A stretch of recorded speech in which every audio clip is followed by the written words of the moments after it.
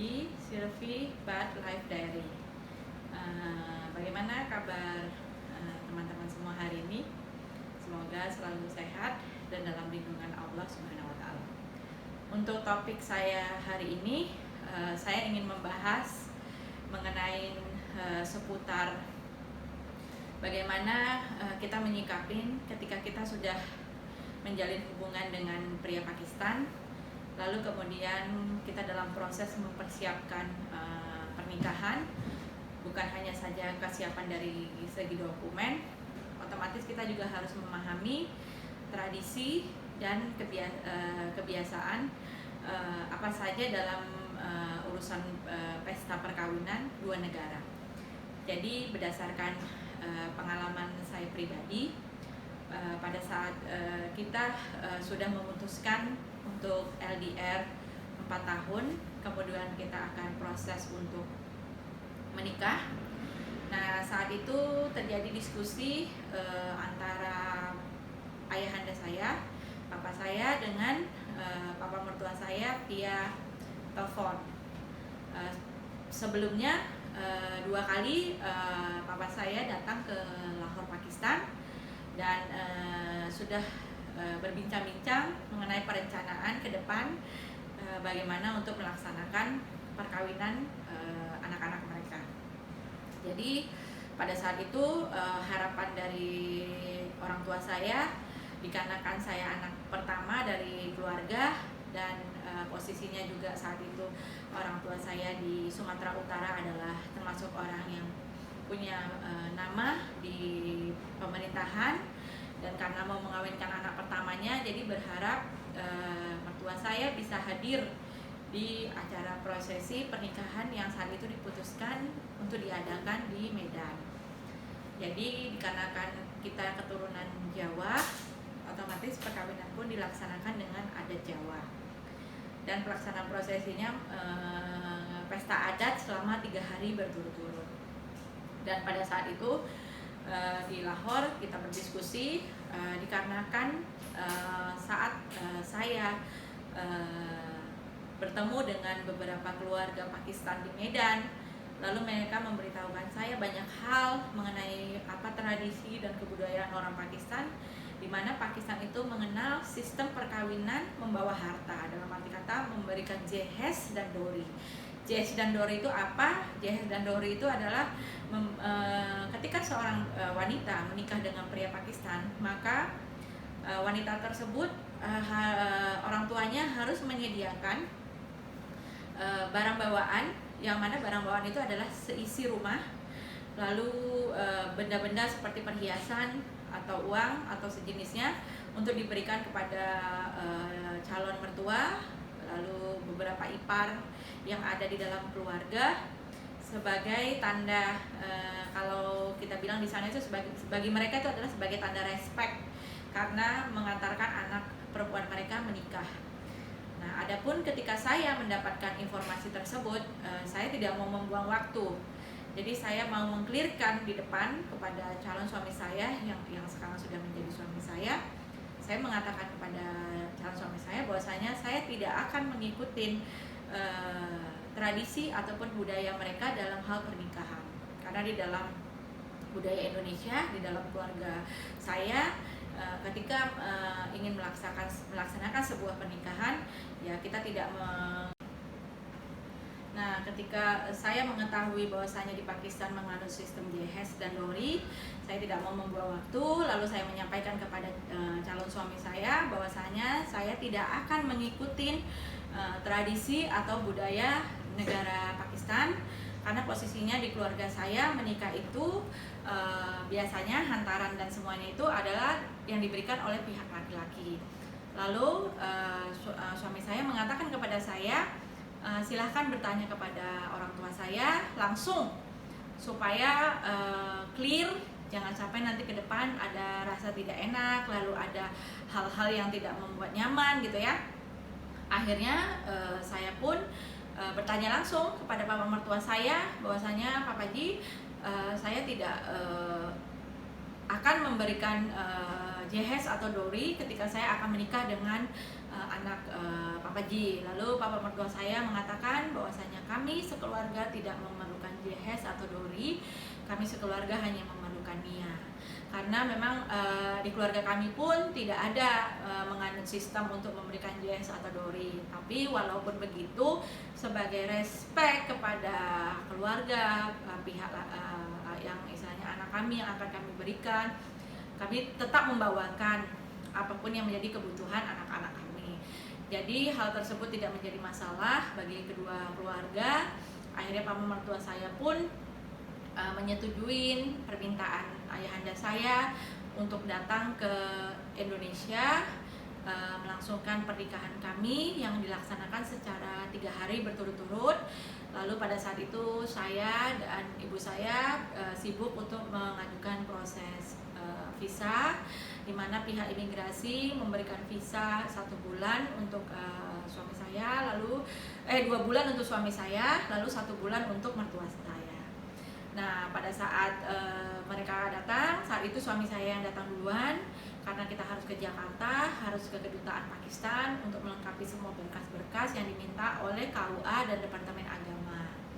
Nah, setelah semuanya selesai, 3 minggu sebelum acara, 3 minggu sebelum pesta berlangsung, mertua saya sudah datang dua-duanya. Alhamdulillah mereka tidak ada hambatan, tidak ada halangan. Mereka berjalan lancar dari Lahore menuju Medan, dan selama 1 minggu suami saya bersama mertua saya itu mengikuti latihan prosesi adat Jawa gitu ya. Jadi kita panggil IO yang untuk melaksanakan pesta perkawinan. Lalu mertua saya sana diajarkan bagaimana step by step, langkah demi langkah untuk bisa mengikuti prosesi pernikahan. Nah, alhamdulillah tidak ada isu dari bapak mertua saya dan juga ibu mertua saya memakai busana Jawa, di mana mereka pakai kain jarik, lalu pakai kebaya, lalu rambut ibu mertua saya disanggul. Nah, bapak mertua saya pakai baju basket Jawa, lalu pakai belangkon. Mereka sangat menikmatin semua prosesi adat demi adat yang dilaksanakan.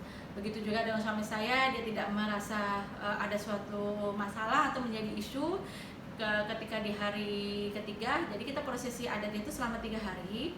Di hari pertama itu kita acaranya pengajian, lalu dilanjutin dengan siraman, lalu dilanjutin dengan midodareni, lalu seserahan. Baru di next day-nya akad nikah, terus acara pijak telur dan semua prosesi yang ada. Terus ditambah lagi hari yang ketiga acara walimah di gedung gitu ya, di gedung Uniland saat itu.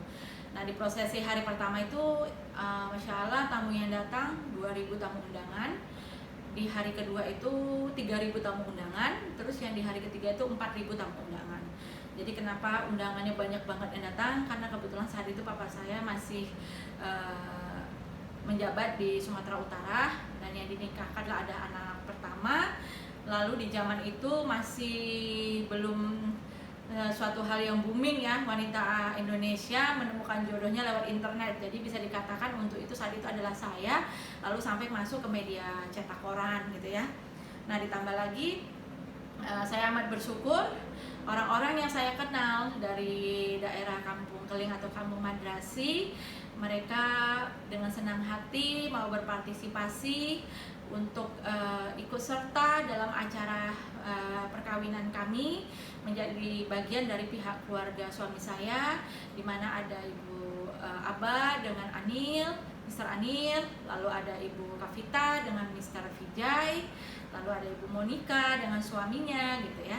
Dan mereka kebetulan India yang memang bukan kelahiran Indonesia gitu, istri-istrinya mereka itu pendatang, jadi suaminya aja yang kelahiran berdarah Indonesia, maksudnya lahir di Indonesia. Nah, mereka sangat excited gitu, seperti halnya ibu mertua saya excited didanani pakai seragam Jawa, lalu pakai sanggul Jawa dan mengikuti prosesi demi prosesi. Begitu juga dengan suami saya, bapak mertua saya excited ketika acara di gedung yang dihadirin 4.000 tamu undangan. Nah, saat itu suami saya menggunakan baju adat Yogyakarta yang model kemben dodotan gitu ya. Begitu juga dengan saya, nggak menjadi isu buat mertua saya dan suami saya, malah mertua saya bilang, wah kita jadi serasa raja dalam 1 hari gitu ya. Nah, ditambah lagi bapak mertua saya itu excited banget ketika dia melihat ada 4.000 tamu undangan yang akan menikmati hidangan catering makanan prasmanan gitu ya. Nah dia tuh was-was gitu, dia berpikir cukup nggak ya makanan yang akan dihidangkan, jangan sampai nanti kita malu gitu. Nah ternyata dia melihat gitu, dia surprise melihat orang Indonesia dengan tata caranya, mereka rapi membentuk line ketika mereka akan mengambil makanan, mereka rapi, mereka nggak saling sikut menyikut, tidak saling rebutan gitu ya. Jadi semuanya itu mereka lakukan itu dengan santai gitu.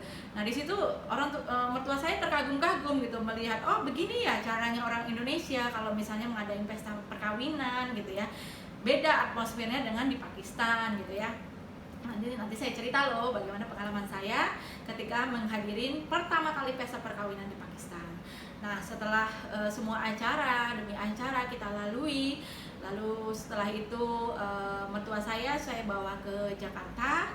Nah di Jakarta kita bawa mereka jalan-jalan ke puncak, jalan-jalan ke Taman Mini, Monas, habis itu kita bawa jalan-jalan ke SeaWorld, ke tempat-tempat hiburan dan melihat kota-kota gedung-gedung besar gitu ya di Jakarta gitu. Nah mereka kagum gitu, mereka kagum dan mereka bangga dan mereka senang gitu melihat Indonesia itu negara yang nyaman, Indonesia itu orang-orangnya ramah gitu ya. Nah udaranya juga enak dan makanannya juga nggak begitu menjadi masalah buat mereka. Mereka alhamdulillah tipe mertua yang tidak terlalu picky terhadap makanan Pakistan, jadi mereka mau mencoba gitu ya, walaupun enak nggak enak itu urusan nanti, yang penting mereka mau mencoba gitu. Jadi mereka excited gitu ketika saya bilang makanan ini.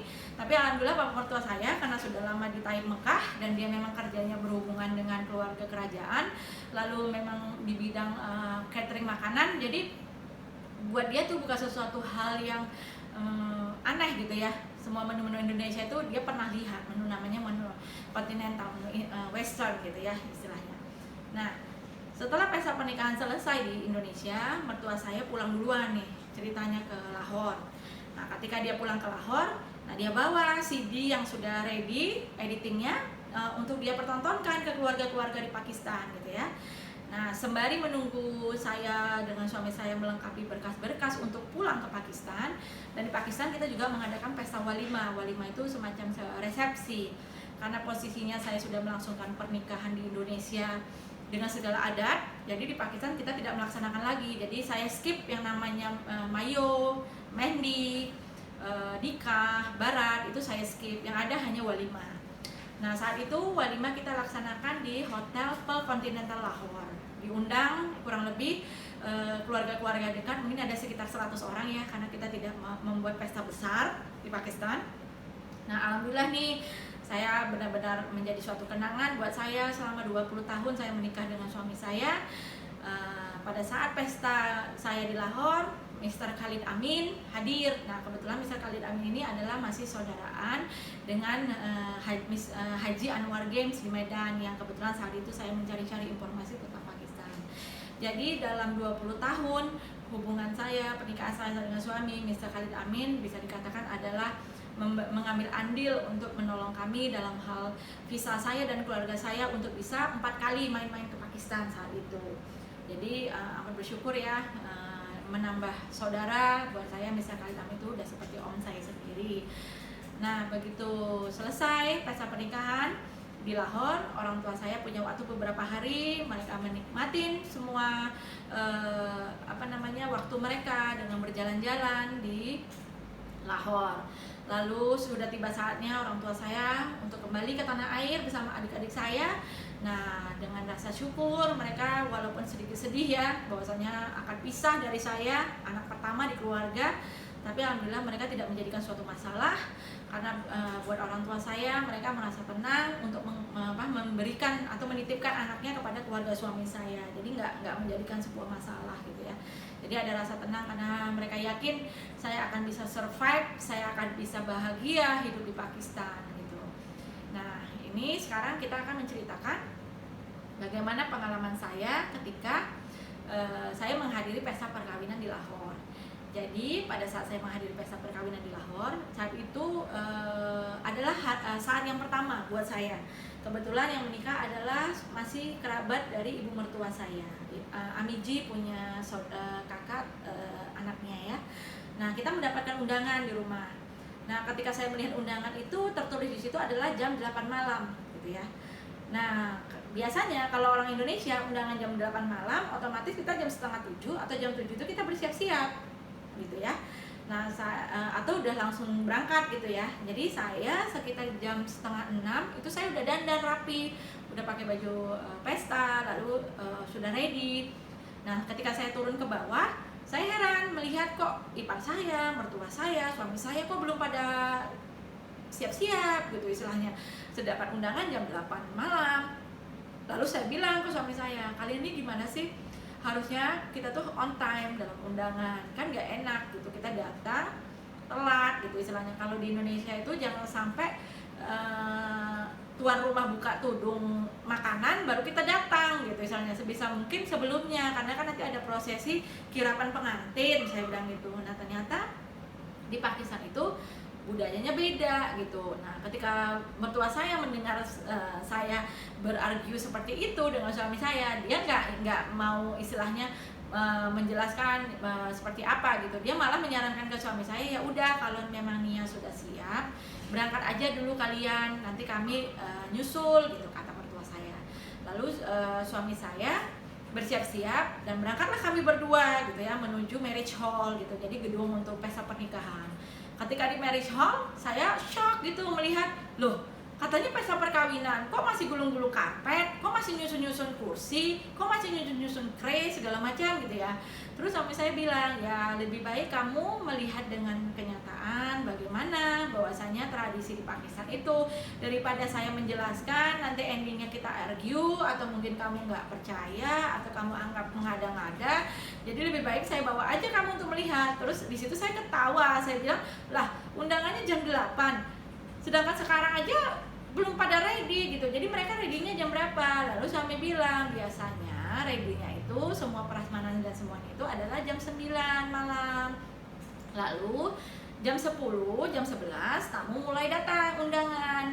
Nah, pengantin dikeluarkannya jam 12 malam, kata dia gitu. Nah, kita makan-makannya mungkin jam 1, jam 2 pagi. Oh my god, saya bilang gitu. Jam 1, jam 2 pagi baru kita makan, saya bilang gitu. Terus mau pulang jam berapa? Saya bilang gitu. Ya pulangnya biasa jam 3, jam 4 pagi, kata dia. Hah, jam 3, jam 4 pagi? Saya bilang gitu. Dan itu berturut-turut selama 3 hari. Iya, makanya kalau udah pesta kawin di Pakistan tuh capek banget, kata suami saya.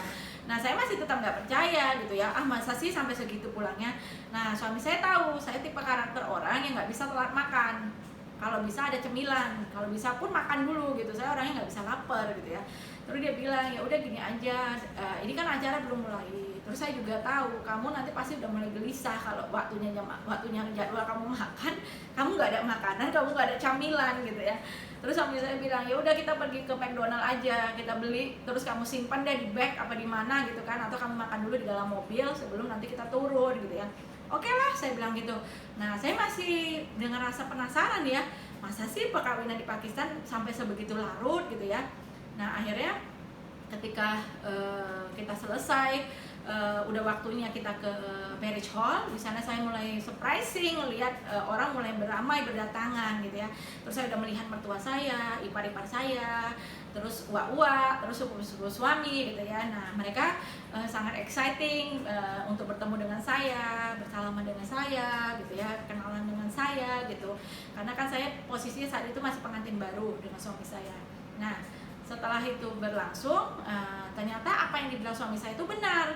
Nah, sekitar jam 11:30 pengantinnya baru dikeluarkan, baru didudukkan gitu.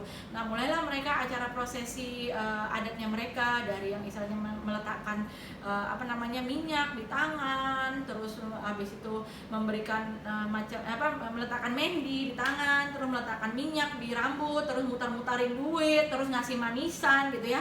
Nah, itu semuanya dilaksanakan. Nah, manisan yang diberikan itu manis banget gitu. Jadi tergantung dari berapa keluarga yang datang untuk menyuapin gitu. Kadang ya pengantinnya cuman dikit aja gitu gigitnya. Kadang juga dikerjain harus ngabisin banyak. Tergantung ya. Kadang ada keluarga yang jahil gitu ya, yang suka bercanda gitu istilahnya. Ya udah, jadi selesai dari acara itu, tibalah waktunya makan. Jadi dalam pemikiran saya, acara pesta perkawinan di Pakistan itu seperti di Indonesia. Nah, saya dengan tanpa rasa berdosa, tanpa rasa bersalah, saya berdiri di samping prasmanan meja itu dengan memegang piring, karena saya merasa saya harus membudayakan untuk antri. Nah ternyata tidak, di Pakistan itu malah saya disikut gitu, jadi saya disikut kanan, disikut kiri, saya terlempar kanan, terlempar kiri, sampai akhirnya saya menuju ke meja yang ada nasinya, semuanya ludes habis, tidak ada nasi, tidak ada lauk, tidak ada minum sama sekali. Nah di situ saya bingung, saya bilang, ini maksudnya apa? Saya berdiri gini saya nggak dapat apa-apa gitu ya. Nah di situ mertua saya sudah di meja bulat bareng dengan ipar dan lainnya, mertua saya senyum melihat saya gitu.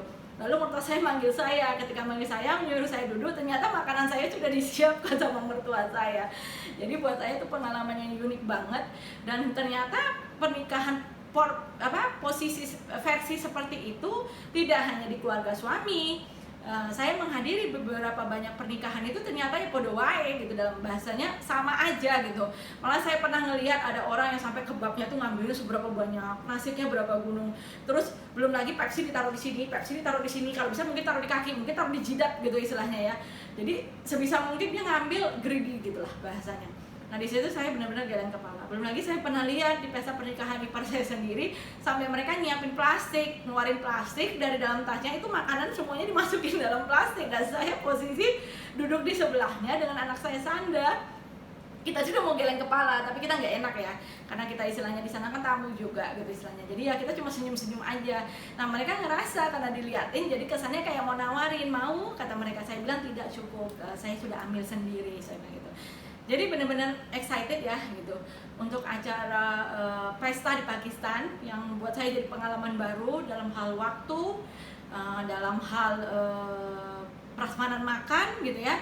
Ya kita memang betul-betul harus punya takat gitu, punya kekuatan untuk bisa rebutan makanan dengan emak-emak Pakistan, sikut kanan sikut kiri supaya bisa dapat, kalau enggak pulang-pulang kita nggak makan gitu ya misalnya.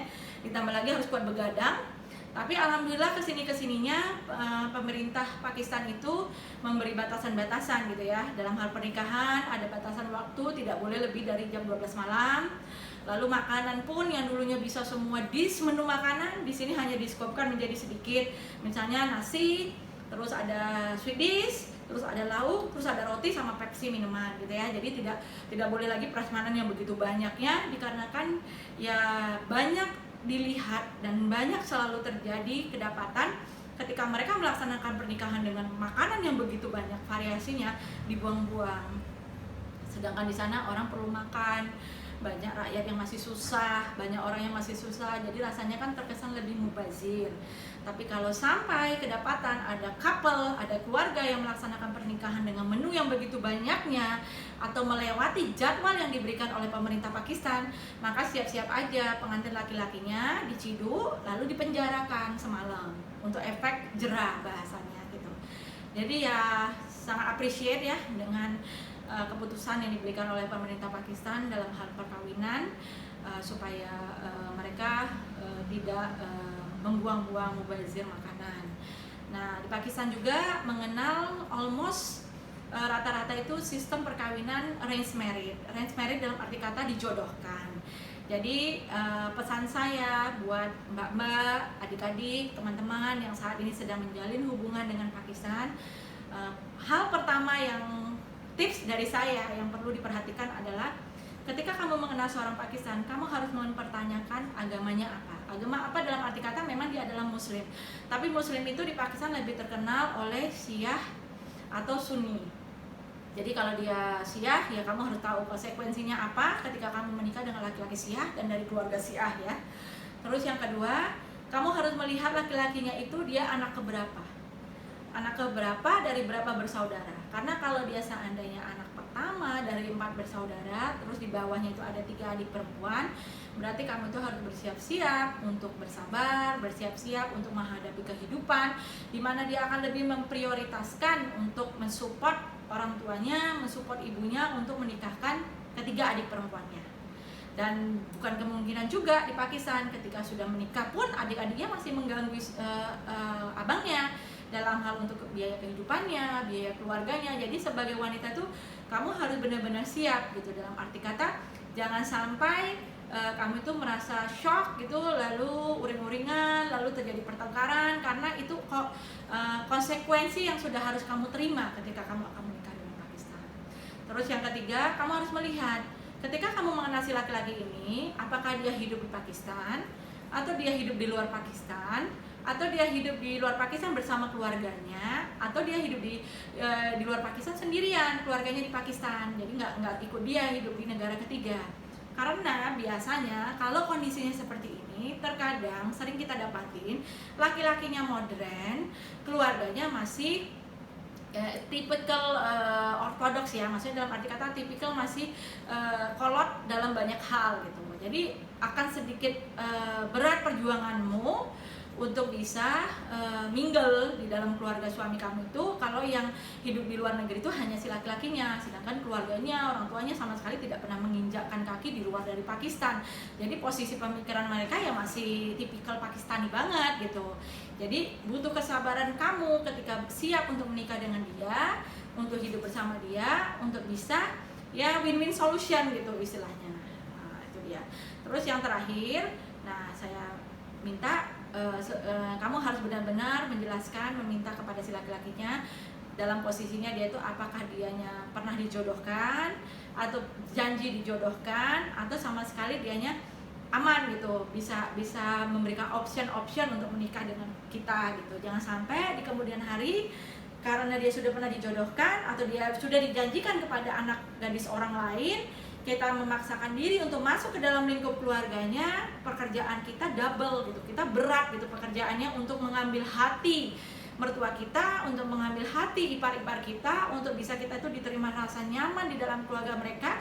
Jangan sampai mertua kita tuh ngerasa kita merebut anak laki-laki mereka, lalu si adik-adiknya atau kakaknya merasa kita merebut abangnya mereka. Jadi kita harus benar-benar pandai menempatkan kaki sebagai orang asing ya, menikah dengan Pakistan. Nah itu permintaan saya, jangan sampai nanti akhirnya ibunya merasa tidak puas, ibunya merasa nggak terima. Nah endingnya dia dia diminta untuk menikah lagi dengan wanita Pakistan gitu. Nah kan kita tidak mau, kita mau dalam perkawinan itu kalau bisa sekali seumur hidup.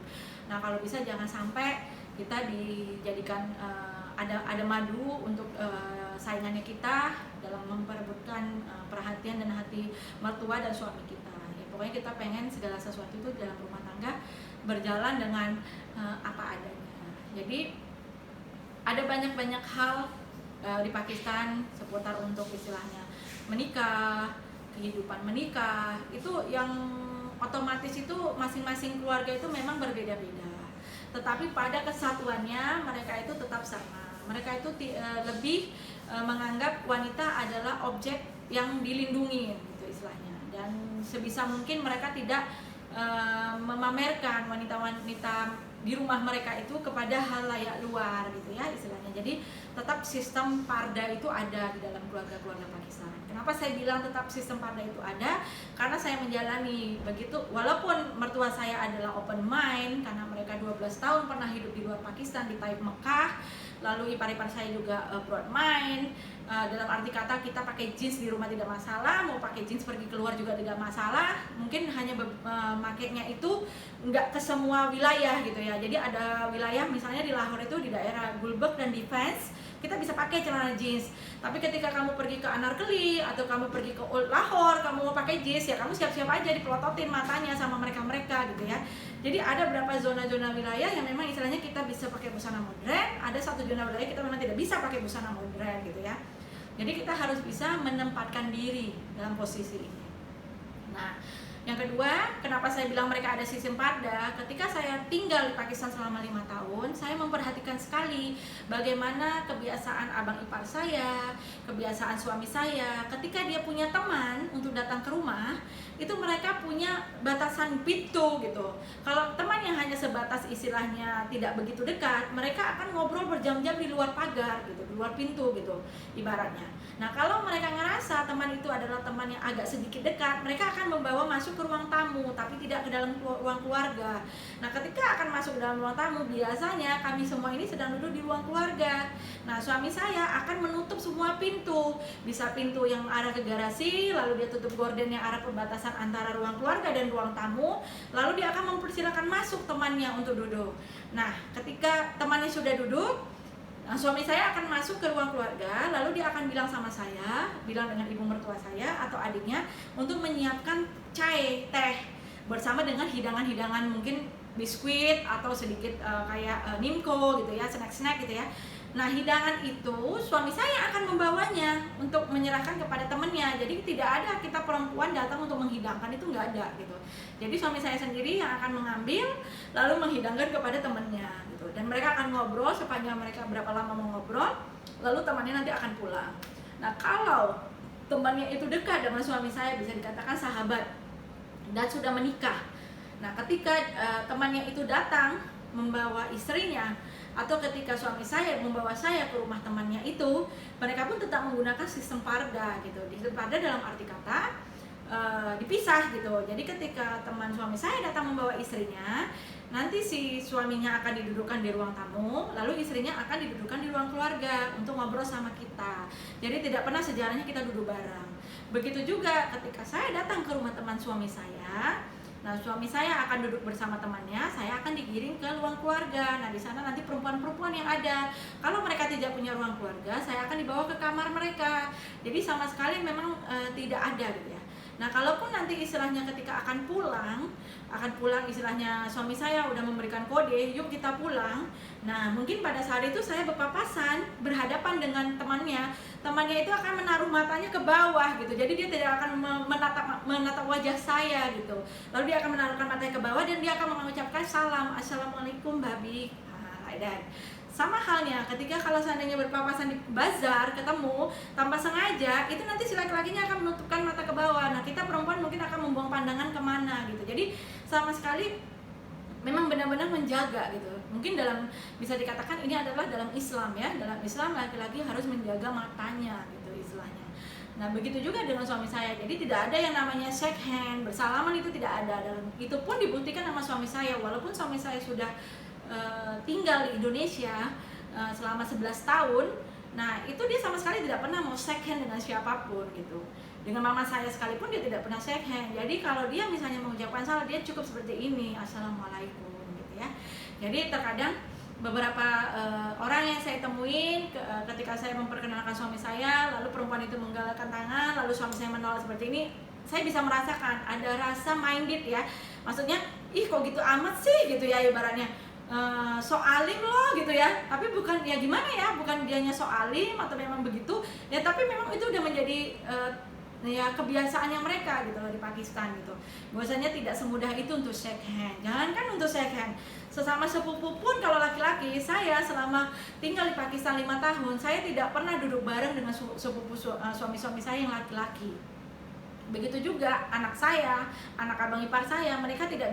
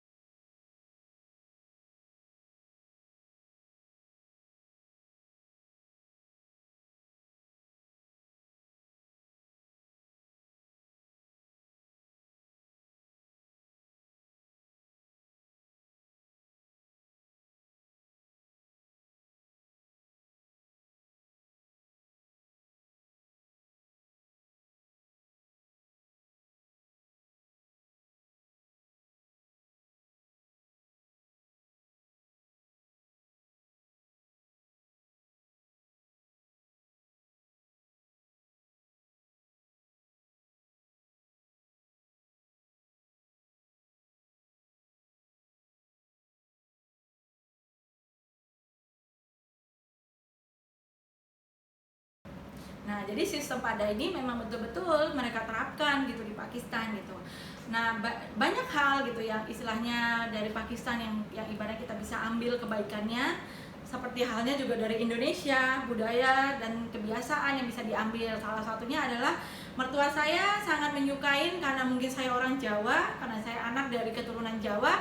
Jadi saya itu sudah menjadi suatu kebiasaan ketika mau berjalan di depan mereka gitu ya, di depan mertua saya atau di depan orang yang sedang ngobrol, saya biasanya akan sedikit membukukan badan seperti ini. Ya, karena itu di orang Jawa itu udah menjadi refleks ya gitu, istilahnya ini orang dihormati, lagi ngobrol kita mau lewat, jadi kita minta, saya permisi, minta jalan. Kedua, mertua saya suka melihat bagaimana cara saya ketika suami saya akan pergi bekerja, saya mencium tangannya gitu ya, seakan bagi dia itu adalah hal yang betul-betul bagus, karena gimana pun namanya seorang suami, dia bekerja mencari rezeki, membutuhkan restu dan doa dari istrinya gitu ya. Nah, yang lain dari itu adalah saya senang mertua saya itu tipikal yang tidak pernah mau ikut campur dalam masalah-masalah yang dihadapin saya dengan suami, karena bagi mereka kita harus punya privacy dan dia menghargai privasi saya, dan dia menghargai segala sesuatu yang saya inginkan di dalam kehidupan saya selama 5 tahun di Pakistan. Tidak pernah menyakiti saya, alhamdulillah. Mertua saya, bapak mertua saya, ibu mertua tidak pernah menyakiti saya, malah saya merasa bersyukur mereka begitu amat sangat perhatian kepada saya. Jadi mungkin untuk konten kali ini saya cukup sekian, membahas mengenai seputar perkawinan dan adat tradisi Pakistan. Kita akan ketemu lagi dalam konten YouTube channel yang lain, yang mana saya akan membahas hal-hal masalah-masalah yang ada di dalam kehidupan bersuami Pakistan, dan bagaimana pandangan soal hukum, soal kebudayaan, soal bagaimana kita menyikapi ketika kita memiliki anak dari hasil perkawinan campur Pakistan dan settle di negara di luar dari Pakistan untuk bisa menerapkan budaya-budaya Pakistan kepada anak kita. Itu nanti akan saya sampaikan di session saya yang lain. Untuk hari ini cukup sekian, saya ucapkan terima kasih atas waktunya, dan semoga kita semua selalu dalam lindungan Allah, dan assalamualaikum warahmatullahi wabarakatuh. Syukriya.